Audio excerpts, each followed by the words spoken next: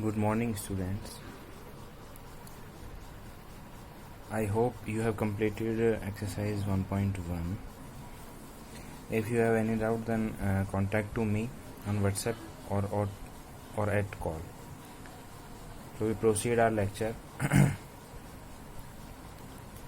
हम exercise 1.2 and 1.3 के कुछ जो बेसिक कॉन्सेप्ट्स है वो हम आज देखेंगे और साथ के साथ कुछ क्वेश्चंस भी करेंगे. तो फर्स्ट ये अब टाइप्स ऑफ सेट्स की तरफ हम चलते हैं. उस दिन हमने पढ़ा था कि सेट क्या होता है, सेट की डेफिनेशन क्या होती है, सेट की रिप्रेजेंटेशन क्या होती है. टू टाइप्स की रिप्रेजेंटेशन हमने शो की थी. सेट बिल्डर फॉर्म क्या होती है, रोस्टर फॉर्म क्या होती है, उससे रिलेटेड हमने कुछ क्वेश्चंस उसमें किए थे. तो नेक्स्ट हम बढ़ते हैं टाइप्स ऑफ सेट्स की तरफ. तो उसमें सबसे फर्स्ट टाइप आपका आता है empty set.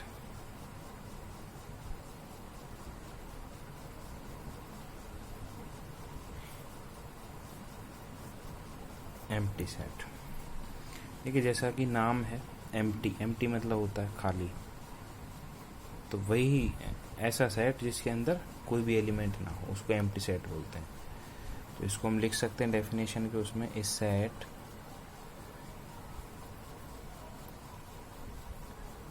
which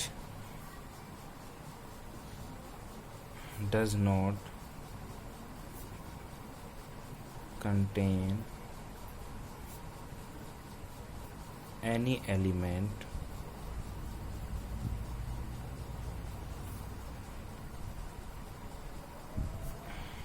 is called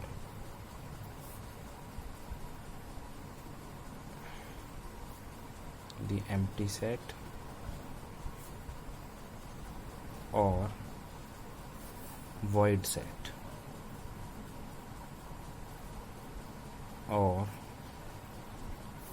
null set.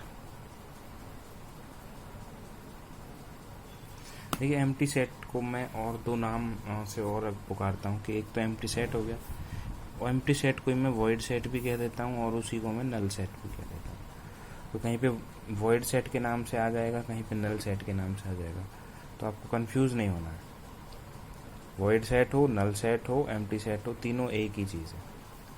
इसका कुछ हम आपके माइंड में क्वेश्चन आ रहा होगा कि सर ऐसे सेट कैसे हो सकता है, उसको हम कैसे रिप्रेजेंट करेंगे. तो उसको रिप्रेजेंट डिनोट हम कैसे करेंगे. डिनोट एम्प्टी सेट को, उसका जो सिंबल है वो क्या होगा, फाई होगा, और ये करली ब्रैकेट, उसके अंदर कोई भी एलिमेंट हम उसमें नहीं दिखाएंगे. या तो फाई लिख देंगे उस सेट की जगह, एम्प्टी सेट की जो सिंबल जो होता है उसको रिप्रेजेंट करने का तरीका, और या उसको हम ऐसे करली ब्रैकेट से शो कर. तो एक हम एग्जांपल इसमें लेके चलते हैं.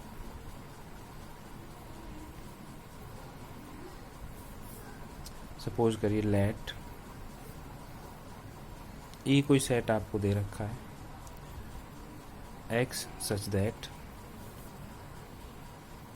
x square equal to 4 and x is odd.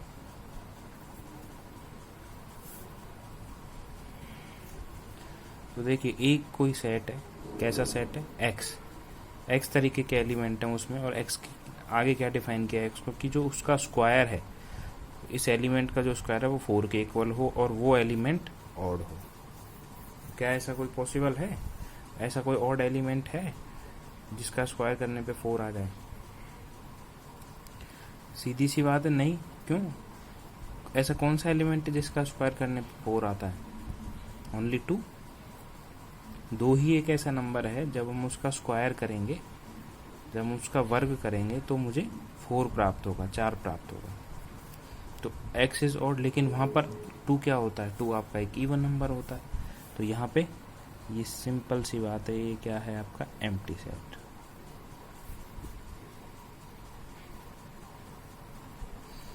Next हम चलते हैं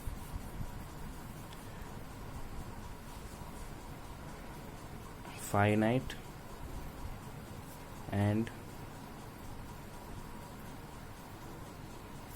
इनफाइनाइट सेट्स। यहाँ हम बात करेंगे फाइनाइट और इनफाइनाइट सेट के बारे में। सिंपल सी बात है, आप जानते ही हैं सभी। फाइनाइट का मतलब क्या होता है? एक निश्चित, है ना। इनफाइनाइट का मतलब अनंत। फाइनाइट बोले तो, फाइनाइट सेट की बात हम करें तो ऐसा सेट जिसके अंदर हम एलिमेंट्स को गिन सकते हों, जो कि काउंटेबल हो, काउंट कर सकते हो हम उसको। और इनफाइनाइट को हम काउंट नहीं कर सकते। ऐसे एलिमेंट्स जिनको हम काउंट ही नहीं कर सकते, तो उस सेट को हम इनफाइनाइट सेट बोलेंगे। इनफाइनाइट सेट को मैं अनकाउंटेबल सेट भी बोल देता हूँ, और फाइनाइट को काउंटेबल भी बोल देता हूँ। तो लिख लीजिए इसकी डेफिनेशन भी, कि फाइनाइट सेट्स कौन से होते हैं।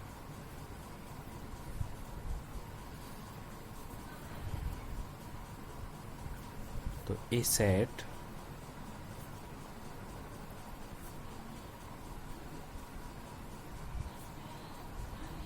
which is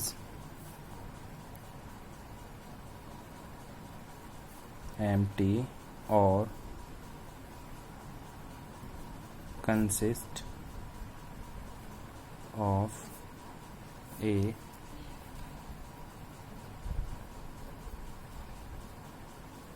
definite number of elements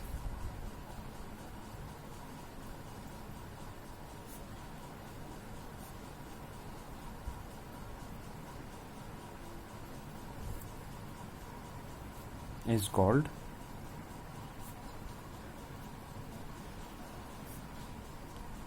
finite set.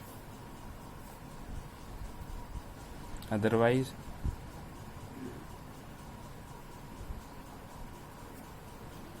the set is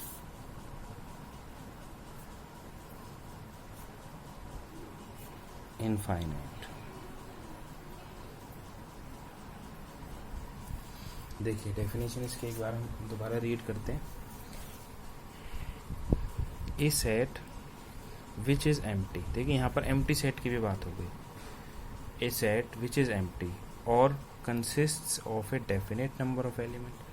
भाई कोई सेट है, ए सेट एक कोई सेट है, या तो वो एम्प्टी सेट हो। एम्प्टी सेट का मतलब उसके अंदर कोई भी एलिमेंट ना हो, और या उसके अंदर डेफिनेट नंबर ऑफ एलिमेंट्स हो, मतलब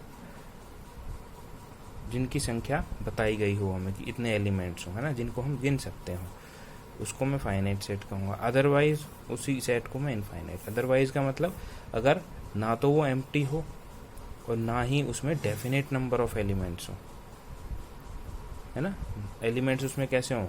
इनडेफिनेट नंबर, है ना, तो उसको मैं इनफाइनाइट कह दूंगा तब। तो एक एग्जांपल लेके मैं चलता हूँ।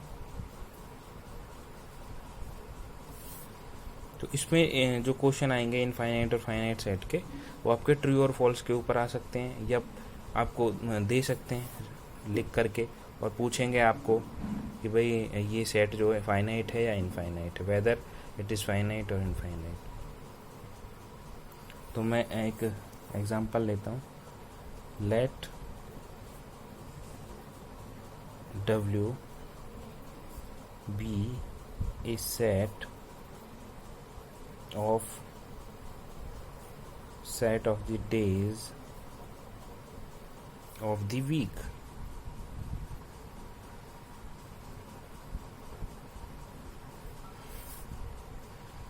W कोई सेट है और वो है क्या? Set of days of the week. तो ये फाइनाइट होगा या इनफाइनाइट होगा? सोचिए आप सभी कि भाई वीक के अंदर जितने नंबर ऑफ डेज होते हैं, तो उनका जो सेट होगा वो फाइनाइट होगा या इनफाइनाइट होगा? सिंपल सी बात है, फाइनाइट होगा। क्यों जी? ऐसा क्यों? ऐसा इसलिए कि वीक यानी सप्ताह के अंदर 7 दिन होते हैं। भाई Sunday, Monday, Tuesday, Wednesday, Thursday, Friday, Saturday and then again Sunday, यही होते हैं। और इनको डेज को हम गिन सकते हैं, है ना। तो इनका जो सेट हो गया वो फाइनाइट होगा। अच्छा, अब मैं अगर बात करूं सेकंड एग्जांपल अगर मैं लेता हूं यहाँ पर,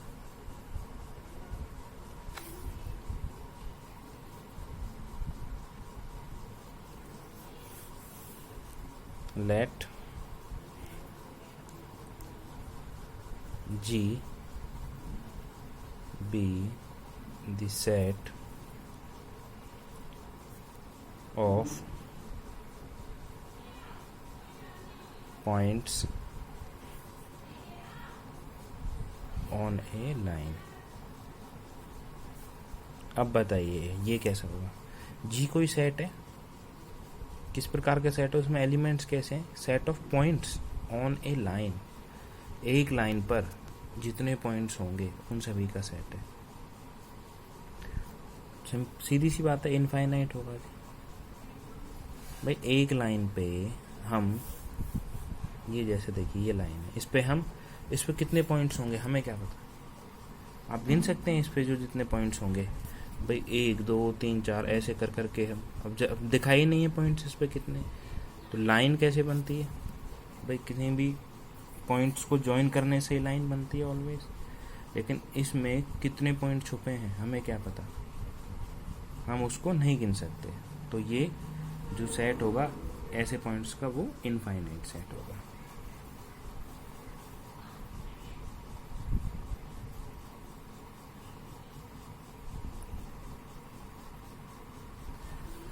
नेक्स्ट हम टॉक करेंगे इक्वल सेट्स के बारे में। इक्वल सेट कौन कौन से होते हैं, क्या होते हैं, है ना, डेफिनेशन। तो इक्वल सेट्स, सीधी सी बात है, यहाँ पर इक्वल का मतलब होता है समान। सेट्स यानी ऑब्वियस सी बात है कि इसमें 2 एलिमेंट्स हमें चाहिए। कंपैरिजन कर रहे हैं ना, इक्वल इक्वल अनइक्वल, यहाँ से बात आती है। तो इक्वल सेट मेरे कौन कौन से होते हैं, इसकी डेफिनेशन हम लिख लेते हैं। 2 sets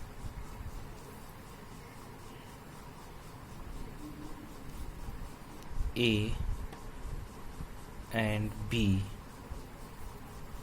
are said to be equal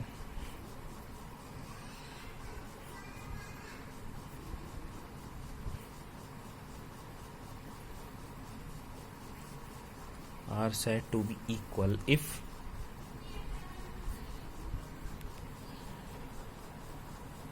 they have exactly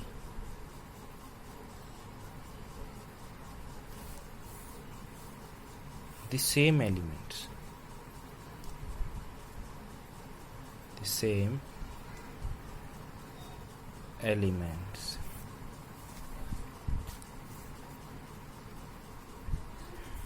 and we write A equal to B, otherwise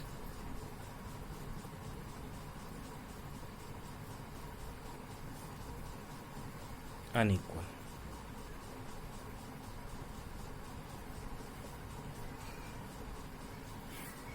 लेकिन किन्हीं भी 2 सेट्स को मैं इक्वल कब कहूँगा?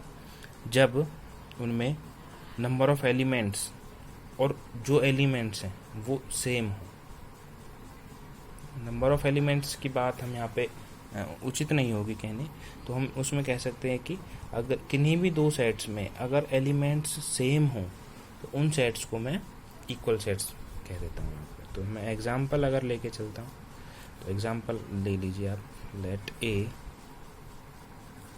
मैंने एक सेट लिया, उसमें एलिमेंट्स लिए 1 2 3 4 एंड बी मैंने कोई सेट लिया, उसमें जो मैंने एलिमेंट्स लिए वो ले लिए 2 1 4 3।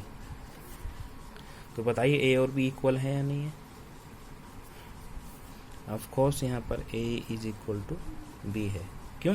क्योंकि ए के अंदर जो एलिमेंट है 1 2 3 4 है ना, 1 2 3 4, और बी के अंदर भी 2 1 4 3। सीक्वेंस तो ये है लेकिन एलिमेंट्स वही हैं 1 2 3 4, नया कोई भी एलिमेंट नहीं है इसके अंदर।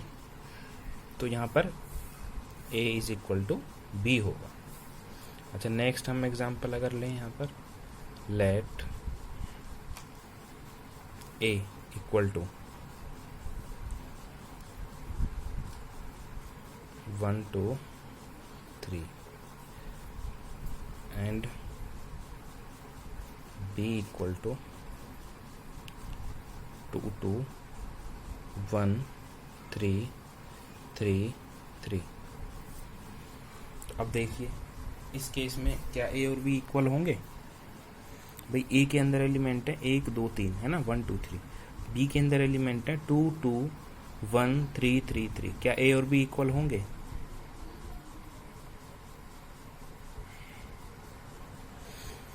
तो बहुत से बच्चों के माइंड में क्वेश्चन आ रहा होगा कि ये अनइक्वल होंगे, है ना।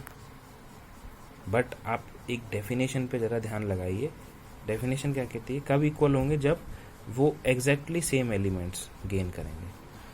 सेम एलिमेंट्स का मतलब देखिए, अगर यहाँ पर 1 2 3 तीन ही एलिमेंट हैं, तो यहाँ पर भी तो 1 2 और 3 है, चाहे रिपीटिशन हो रही हो एक एलिमेंट की, we have no problem. But element हैं तो वही, 1 है 2 है 3 है, चाहे 10 बार रिपीट हो जाए 15 बार रिपीट हो जाए, हमें उससे क्या, हमें बस एलिमेंट्स देखने, वो एलिमेंट्स वही होने चाहिए सेकंड एलिमेंट सेकंड सेट के अंदर जो हमारे फर्स्ट सेट में है। तो यहाँ पर भी ए इक्वल टू बी होगा। तो अब आप इस पे होमवर्क ले लीजिए। ये आपके एक्सरसाइज 1.2 है NCERT बुक से। तो इसके जो बेसिक कॉन्सेप्ट्स हैं वो आपके यही हैं 1.2 एक्सरसाइज के। तो आप उसमें 2-4 क्वेश्चंस जो है इम्पोर्टेंट आप लिख लें। वैसे एक्सरसाइज तो आपको सभी को कंप्लीट ही करनी है आपकी फेयर नोटबुक में। और देखिए, आप टाइमली अगर साथ के साथ अगर करते रहेंगे तो आपको बाद में कोई प्रॉब्लम नहीं होगी करने में, है ना। क्योंकि कंटिन्यूअसली अगर हम धीरे धीरे किसी काम को करते हैं तो ना तो हमें उसका बर्डन फील होता है, ना ही हमें कोई प्रॉब्लम आती है। अब आप जब किसी भी काम को एक साथ करेंगे तो आप बर्डन भी फील करेंगे और आपको और भी कई सारी प्रॉब्लम्स हो सकती हैं। सब्जेक्ट्स भी आपके पास बहुत सारे हैं, ऐसी बात नहीं है कि एक ही सब्जेक्ट हो। तो मतलब इसीलिए आप वर्क को साथ साथ करते रहिए।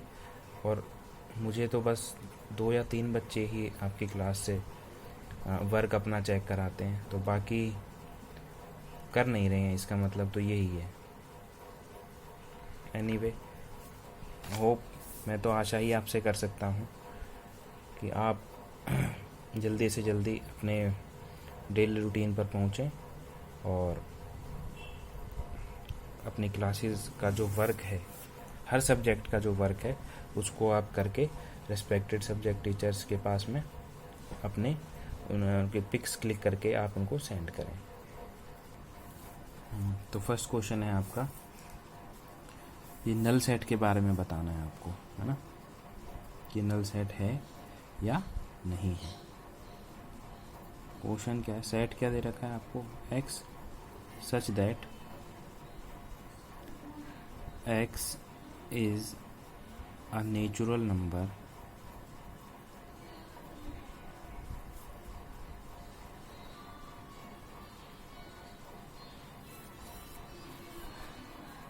और क्या कंडीशन है कि x जो है वो लेस देन 5 है and x is greater than 7। तो ये आपको बताना है weather this set is,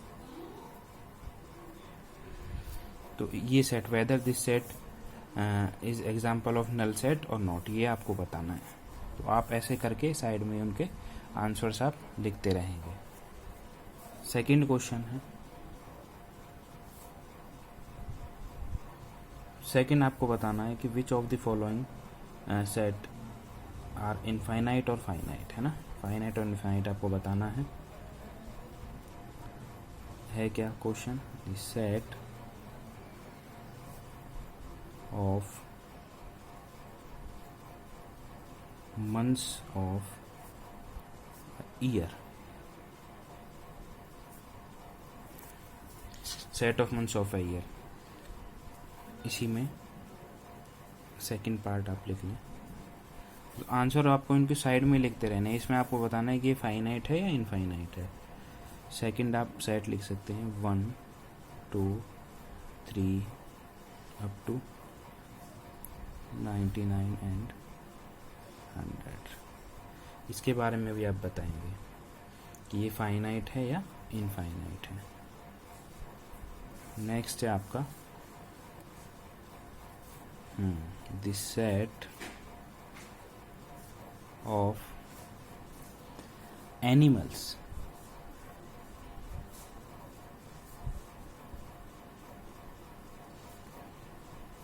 living on earth. इसके बारे में आपको बताएं। Set of animals living on earth, जो कि पृथ्वी पर जीवित रहते हैं। ये सेट जो है एनिमल्स का फाइनाइट है या इनफाइनाइट है। Next question,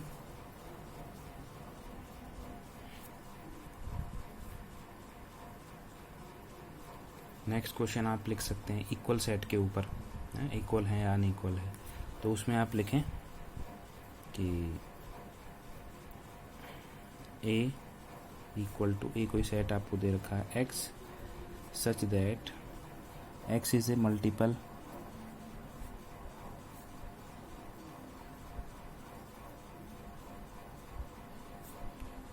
of 10। बी कोई सेट है, बी के अंदर सेट्स के जो एलिमेंट है बी सेट के 10 15 20 25 30, ये बी सेट के एलिमेंट्स हैं। तो आपको बताना है इज स्टेट वेदर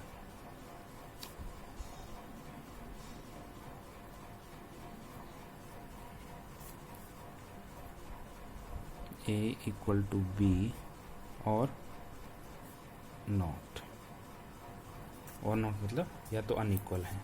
अब आपको बताना है ए और बी दो सेट दे रखे हैं, तो इसमें आपको बताना है कि ये ए और बी जो सेट हैं वो इक्वल हैं या अनइक्वल हैं।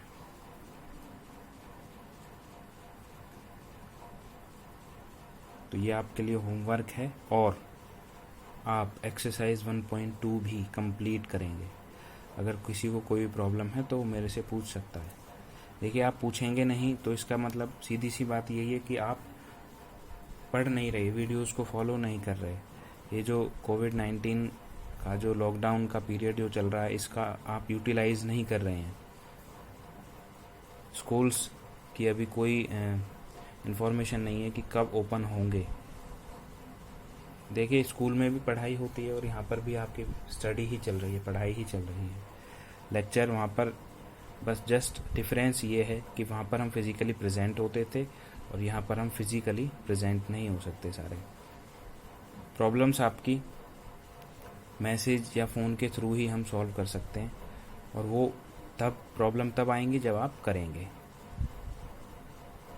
तो इनको आप कंप्लीट करिए। हाँ, और एक्सरसाइज 1.3 नेक्स्ट जो है वीडियो में ही डिस्कस करेंगे, क्योंकि ये फिर वीडियो ज़्यादा लेंथ इसकी ज़्यादा हो जाएगी। तो आप यहीं तक थोड़ा थोड़ा करिए डेली। एक्सरसाइज 1.2 आप कंप्लीट करेंगे और साथ में ये होमवर्क भी आप कंप्लीट करेंगे, है ना। मैं इस पे और लिख देता हूँ यहाँ पर होमवर्क।